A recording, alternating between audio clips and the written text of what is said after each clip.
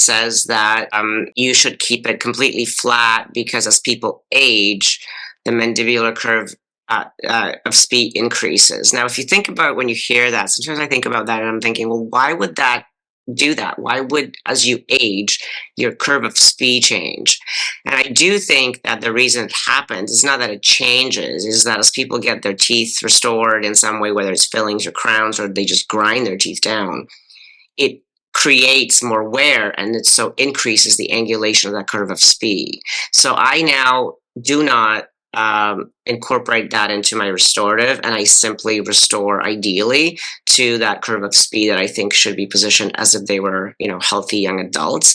And I don't try and compensate for aging because I do think that is typically pathology that we're compensating for rather than just a normal process. What is orthopedically stable TMJ and occlusion? Because we need to put the two together. Well, we want even simultaneous contacts in all teeth.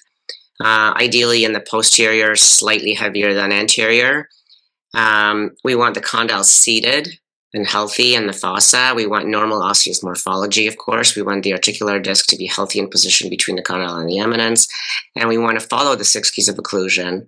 We want the curvature of the curve of Wilson and curve of Spee, and then we build in canine horizon anterior guidance. So that's sort of what I wanted to go through today. We went through it really quickly because I do know that I think most of you remember that from school, and it's just a matter of sort of incorporating that into our cases. So it's a good quick review.